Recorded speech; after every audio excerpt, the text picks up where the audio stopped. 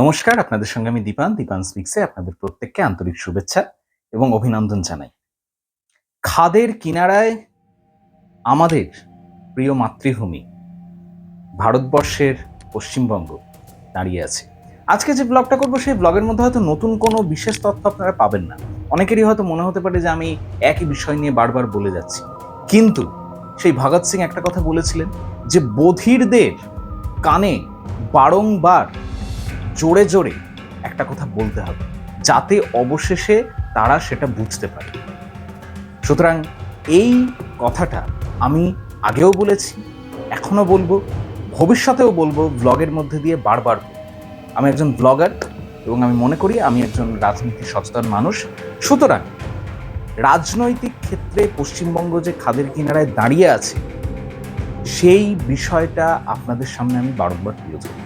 ইসলামী সন্ত্রাসবাদ এই শব্দটা আমার ব্লগের মধ্যে আপনারা বহুবার শুনেছেন। কেউ কেউ আমাকে সাম্প্রদায়িক বলতে চান, বলতে পারেন। আমি সাম্প্রদায়িক, হিন্দু সম্প্রদায়কে রক্ষা করার জন্য আমার সাধ্যের মধ্যে যতটুকু করা প্রয়োজন আমি করে দেব।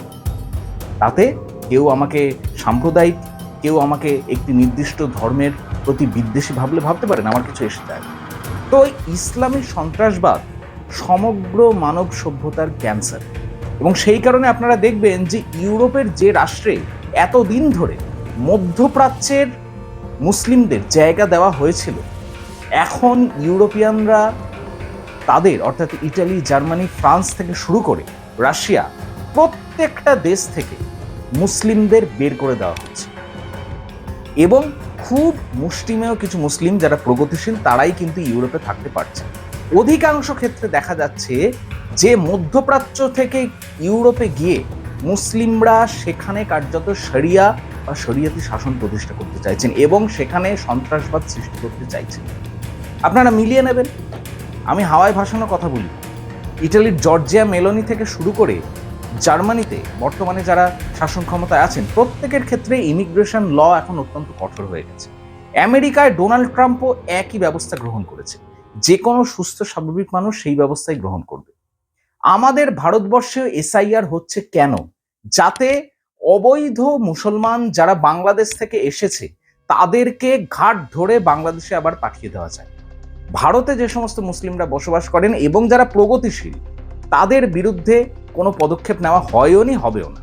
কিন্তু এই ভারতের ভেতরেই এমন কিছু মুসলিম আছেন যারা ইসলামী সন্ত্রাসবাদী, যেমন হুমায়ুন কবির। এর আগের ব্লগেই আপনাদের বলেছিলাম, সেই ইসলামী সন্ত্রাসবাদী জঙ্গি একবার বলেছিল যে হিন্দুদের, যারা মুর্শিদাবাদের সংখ্যালঘু, যারা মুর্শিদাবাদে 30%, সেই 30% হিন্দুদের ভাগীরথীর জলে কেটে ভাসিয়ে দেওয়া উচিত। সেই ইসলামী সন্ত্রাসবাদী জঙ্গি আজকে জনতা উন্নয়ন পার্টি নামে একটি দল গঠন করেছে এবং বাবরি মসজিদ নির্মাণ করার জন্য প্রয়াসী হয়েছে। এবং মমতা বন্দ্যোপাধ্যায়ের অন্ধ ধৃতরাষ্ট্রের মতো আচরণের কারণে সেই হুমায়ুন কবির লক্ষ লক্ষ মুসলমানকে নিয়ে বাবরি মসজিদের ভিত্তিপ্রস্তর স্থাপন করেছে। তাহলে এটা বলা নিশ্চয়ই অন্যায় হবে না যে যে লক্ষ লক্ষ মুসলমান হুমায়ুন কবিরের সঙ্গে হাত মিলিয়ে ওই বাবরি মসজিদ স্থাপন করতে গেছেন তারা আসলে ইসলামী সন্ত্রাসবাদী। এর বাইরে তাদের আর কোনো পরিচয় নেই। বাবরি মসজিদের ইতিহাস আপনারা প্রত্যেকে জানেন। মধ্যযুগে বিক্রমাদিত্য যে রাম মন্দির প্রতিষ্ঠা করেছিলেন, সেই রাম মন্দিরকে 1555 খ্রিস্টাব্দে ভারতবর্ষ দখল করার পর জহিরুদ্দিন মোহাম্মদ বাবর তার সেনাপতি মীর বাকিকে দিয়ে ধ্বংস করান। যেভাবে হাজার হাজার মন্দির ধ্বংস হয়েছে ইসলামী শাসকদের দ্বারা, তো সেই রাম মন্দিরকে ধ্বংস করে সেখানে বাবর বাবরি মসজিদ নির্মাণ করেন। সেই কলঙ্কিত মুঘল বাদশাহের নামে আবারও সেই কলঙ্কিত সৌধ নির্মাণ করার জন্য সচেষ্ট হয়েছেন হুমায়ুন কবির মুর্শিদাবাদের বেলডাঙ্গায়, এবং মমতা বন্দ্যোপাধ্যায় চুপ করে বসে আছে। সুতরাং ইসলামী সন্ত্রাসবাদ সমগ্র পৃথিবীর বুকে যেভাবে ক্যান্সার সৃষ্টি করেছে, ভারতবর্ষ তার ব্যতিক্রম নয়। ভারতবর্ষে এসআইআর হচ্ছেই এই কারণে যাতে অবৈধ ইসলামী সন্ত্রাসবাদীদের বের করে দেওয়া যায়। এবং একই সঙ্গে 2014 খ্রিস্টাব্দে নরেন্দ্র মোদী ক্ষমতায় আসার পর ভারতের ভেতরে যে সমস্ত ইসলামী সন্ত্রাসবাদীরা আছে তাদেরকে সোজা 72 হুরের কাছে পাঠিয়ে দেওয়া হচ্ছে। পিএফআই নামক একটি সংগঠনের কথা আপনারা নিশ্চয়ই কিছুদিন আগে শুনে থাকবেন। সেই পিএফআই নামক সংগঠন 2047-এর মধ্যে ভারতকে ইসলামী রাষ্ট্রে পরিণত করতে চেয়েছে। সেই সংগঠন জাতীয় নিরাপত্তা উপদেষ্টা অজিত ডোভালের পরিকল্পনায় আজ নিষিদ্ধ সংগঠন। কিন্তু এই পশ্চিমবঙ্গ অর্থাৎ ভারতবর্ষের ভেতরে যে নির্দিষ্ট ভূখণ্ড আমাদের প্রাণের থেকেও প্রিয়, সেই পশ্চিমবঙ্গে ইসলামী সন্ত্রাসবাদ কার্যত এখন একেবারে ঘাড়ের উপরে উঠে এসেছে। মমতা বন্দ্যোপাধ্যায়ের ধৃতরাষ্ট্রের মতো আচরণ, তিনি বরাবর ইসলামী মৌলবাদীদের তোষণ করে গেছেন এবং তার তোষণের কোনো সীমা পরিসীমা নেই। তার মুখের ওপর হুমায়ুন কবির বলছেন যে বাবরি মসজিদ নির্মাণ করব, ক্ষমতা থাকলে আটকাক, আর তিনি অন্ধ ধৃতরাষ্ট্রের মতো বসে আছেন। মমতা ব্যানার্জির সামনে মুর্শিদাবাদে সেখানে ইসলামী সন্ত্রাসবাদীরা হিন্দু মা বোনেদের ওপর বীভৎস অত্যাচার করে তাদের কার্যত মালদায় পালিয়ে যেতে বাধ্য করেছে। ওয়াকফ বিলের সময় মমতা বন্দ্যোপাধ্যায় অন্ধ ধৃতরাষ্ট্রের মতো চুপ করেছিলেন, সেখানে যাওয়ারও প্রয়োজন মনে করেননি। 1.5 মাস বাদে সেখানে গেছিলেন ভয় ভয়। এবং কিছুদিন আগেও মুর্শিদাবাদের সেই বেলডাঙ্গাতে আবার ইসলামী সন্ত্রাসবাদীরা হিন্দুদের ওপর অত্যাচার করেছে। জায়গায় জায়গায় সরস্বতী পুজো করতে না দেওয়ার হুমকি দেওয়া হচ্ছে। খাস কলকাতার বুকেও এই ঘটনা ঘটেছে। অন্ধ ধৃতরাষ্ট্র হয়ে থেকেছেন মমতা বন্দ্যোপাধ্যায়। সুতরাং মমতা বন্দ্যোপাধ্যায় মুসলমান ভোট ব্যাংক পাওয়ার জন্য কার্যত নিজে কলমা পড়ার আগের স্টেজে পৌঁছে গেছে। এখনো সেটা তিনি পড়ে উঠতে পারেননি। ব্রাহ্মণ ঘরে জন্মগ্রহণ করেছেন, এখনো হয়তো কিছুটা দ্বিধায় আছে। এটা ছাড়া যা যা করার তিনি তাই করেছেন। এবং আজ হুমায়ুন কবির প্রকাশ্যে বুক ফুলিয়ে বলছে যে মুসলমান মুখ্যমন্ত্রী চাই। হুমায়ুন কবির নাকি 100টা আসন পাবে, তারপর সে মুসলমান মুখ্যমন্ত্রী করবে। সুতরাং এই জাতীয় স্পর্ধা যা 1946-এ মুসলিম লীগ দেখিয়েছিল, সেই স্পর্ধা আবার দেখা যাচ্ছে। এবং আমরা এই পরিপ্রেক্ষিতে বর্তমান যে রাজনৈতিক পরিস্থিতি যদি বিশ্লেষণ করি, তাহলে কি দেখতে পাবো? যে এটা অস্বীকার করার কোনো জায়গা নেই যে তৃণমূল সংগঠনগতভাবে সবার থেকে এগিয়ে। এবং তৃণমূলের যে ভাতামূলক কর্মসূচি, যে যুবসাথী প্রকল্প থেকে শুরু করে যে ভাতামূলক কর্মসূচি, কন্যাশ্রী প্রকল্প, লক্ষ্মীর ভাণ্ডার, এই ভাতা দিয়ে মমতা ব্যানার্জি মুখ বন্ধ করার চেষ্টা করছেন তরুণ ভোটারদের। কিন্তু জাগ্রত হিন্দু জনগণ মমতা ব্যানার্জির চক্রান্তের ফাঁদে পা দেবেন না। হ্যাঁ, বহু ইউরোপিয়ান কান্ট্রিতে এরকম ভাতামূলক প্রকল্প থাকে। আমাদের ট্যাক্সের টাকাই আমাদের ফিরিয়ে দেওয়া হচ্ছে, সেটা ঠিক আছে। কিন্তু ইউরোপিয়ান যে কান্ট্রিগুলোতে ভাতা প্রকল্প চালু আছে, সেখানে কর্মসংস্থান আছে, সেখানে শিক্ষা আছে, সেখানে স্বাস্থ্য আছে, সেখানে মানুষের রোজগার করার ক্ষমতা আছে। আর মমতা ব্যানার্জি চাকরির ক্ষেত্রে, কর্মসংস্থানের ক্ষেত্রে বিন্দুমাত্র কোনো অগ্রগতি না দেখিয়ে শুধু মানুষকে ভাতা দিয়ে যাচ্ছেন, যাতে কিছু কাঁচা টাকা পেয়ে মানুষের মুখটা বন্ধ হয়। মানুষকে এত সস্তা ভাববেন না মাননীয়।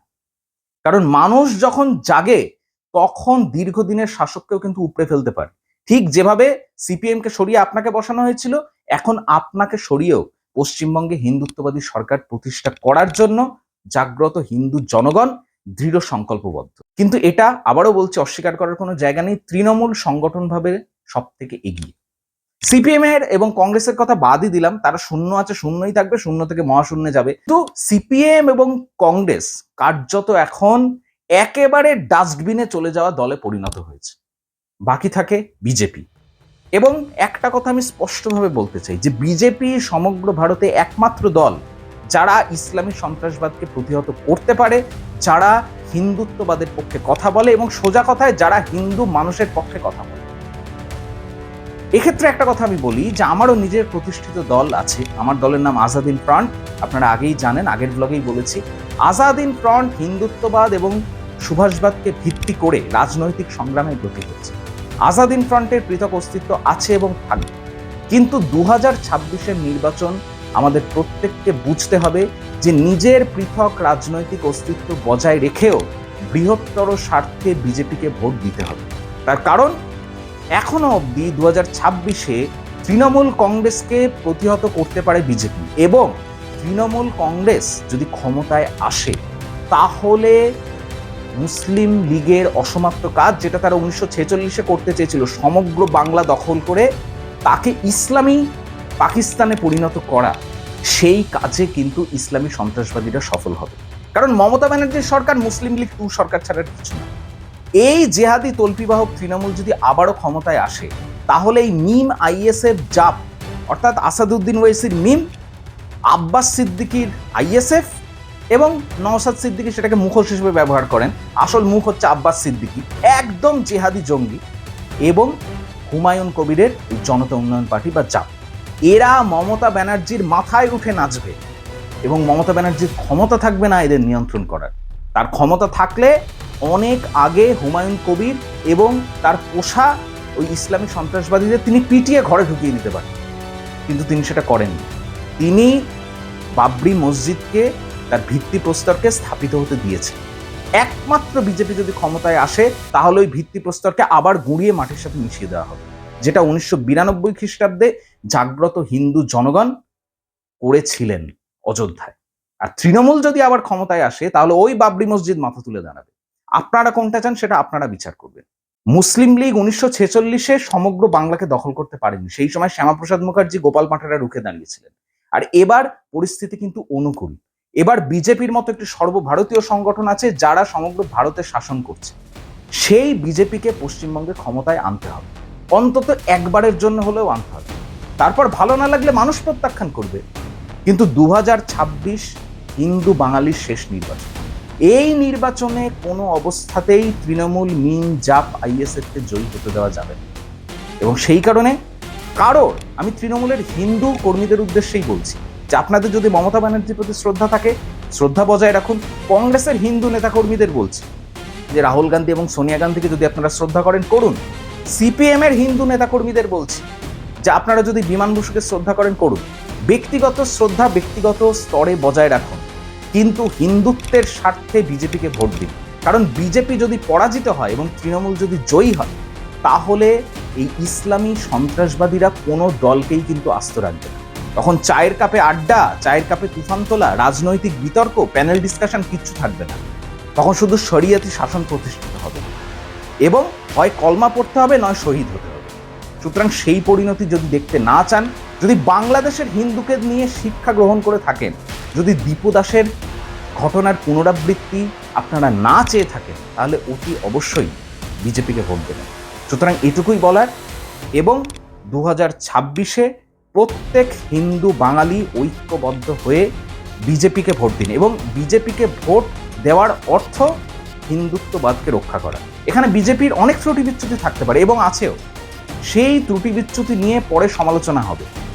আপাতত খাদের কিনারায় পশ্চিমবঙ্গ দাঁড়িয়ে আছে এবং ইসলামী সন্ত্রাসবাদকে রোধ করার জন্য ঐক্যবদ্ধভাবে একটি হিন্দুত্ববাদী শক্তিকে যদি এবার আমরা জয়ী না করি, যদি আমাদের ভোট বিভক্ত হয়ে যায়, তাহলে তৃণমূল আবার ক্ষমতায় আসবে। আর তৃণমূলের ক্ষমতায় আসার অর্থ ওই হুমায়ুন কবির, আব্বাস সিদ্দিকীর হাতে, ওই সুরাবর্দির যারা উত্তরসূরি, তাদের হাতে পশ্চিমবঙ্গ চলে যাওয়া। আমরা পশ্চিমবঙ্গকে বিপথগামীদের হাতে চলে যেতে দিতে পারি না। সুতরাং প্রত্যেককে আবেদন জানাবো যে ঐক্যবদ্ধ হন, দৃঢ় সংকল্পবদ্ধ হন, ইসলামী সন্ত্রাসবাদকে প্রতিহত করার ব্রত নিন এবং হিন্দুত্ববাদকে পশ্চিমবঙ্গের বুকে একেবারে দৃঢ়ভাবে প্রতিষ্ঠিত করে দিন। বিজেপিকে জয়ী করুন অন্তত একবার। আজকে এ পর্যন্তই। আগামী সপ্তাহে আবার একটা নতুন বিষয় নিয়ে আপনাদের সঙ্গে আমি দীপান উপস্থিত থাকবো। প্রত্যেকে দীপান স্পিক্স দেখবেন। যারা এখনো দেখেননি অবশ্যই আমার চ্যানেলকে সাবস্ক্রাইব করে নেবেন এবং বন্ধুদের মধ্যে ছড়িয়ে দেবেন। জয় তো সনাতন।